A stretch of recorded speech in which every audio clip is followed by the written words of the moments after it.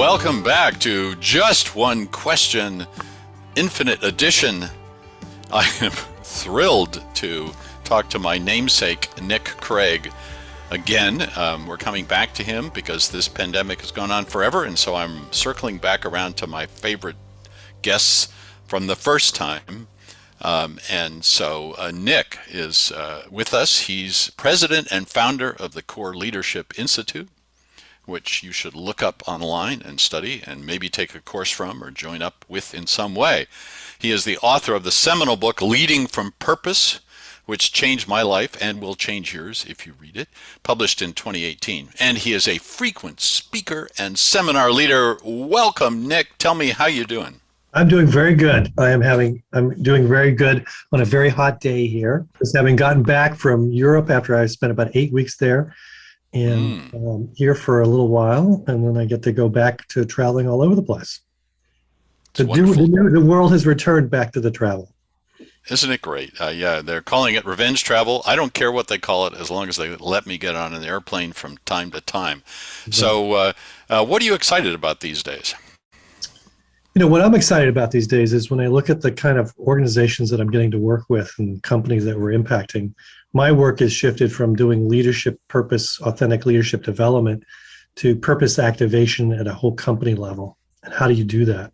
How do you transform everything from the employee value proposition to what the products look like, to how people are talking about the company, to what the leaders are operating and who's getting which jobs and how does it all play together? Mainly because it really matters now. And I think the challenge we've had is that with the uncertainty that we now find in the world where COVID's over and now we have the Ukraine and that, there's going to be another thing.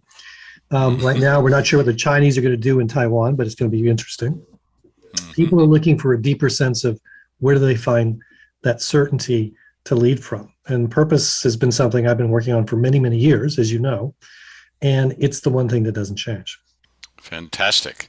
And I can't resist asking, and you and I have had an ongoing, off and on conversation for many years about this exact thing. But post-pandemic, you mentioned the sort of rising uncertainty, and you had a nice acronym that was uncertainty, fear, and doubt, or what was the four? What were the four things? I'm trying to think.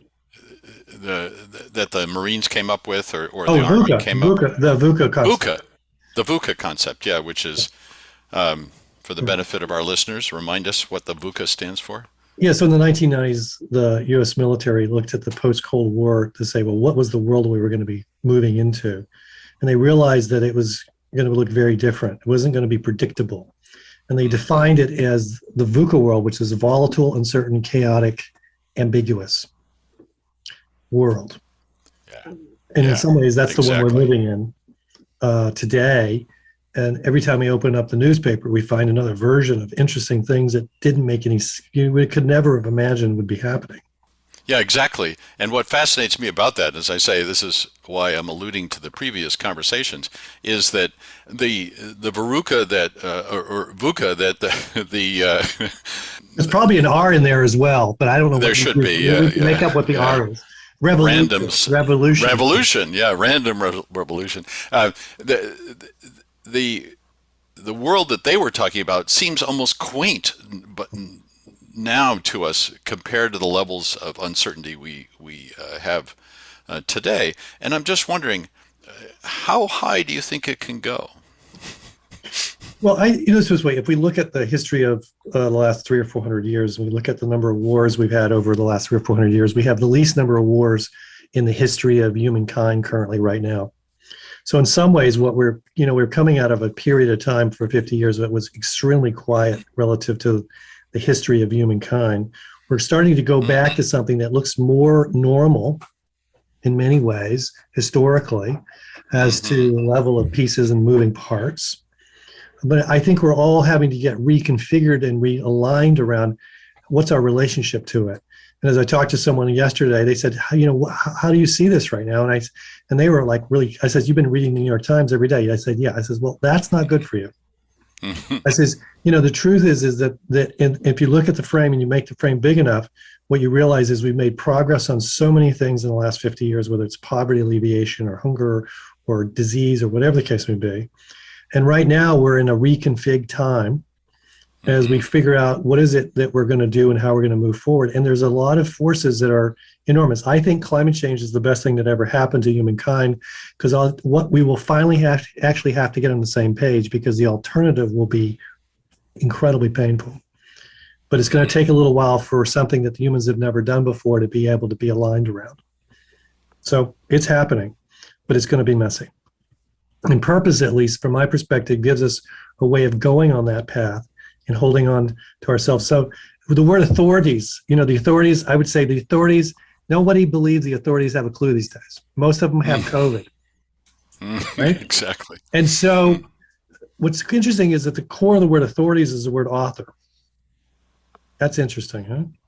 And in some sense, what we've done is, most of my life, I gave my authorship over to someone else to take care of me and assume that they were going to do a good job. Well, I can tell you right now that I don't have any faith in the authorities. In some sense, what we're all having to do is to become the author of our own journey. That's in some sense the invitation that is being given to all of us now. So in some sense, that's the work that I'm doing. Yeah, that's mostly the invitation, and also the challenge. I mean, of course, because that is VUCA and scary and complicated and exhilarating all at the same time. Amazing insights. I wish we could go on and on, but that was already 2 questions, and I promised you 1. So, Nick Craig, thank you for being on just a couple of questions, and great to see you. Nick squared today. Exactly.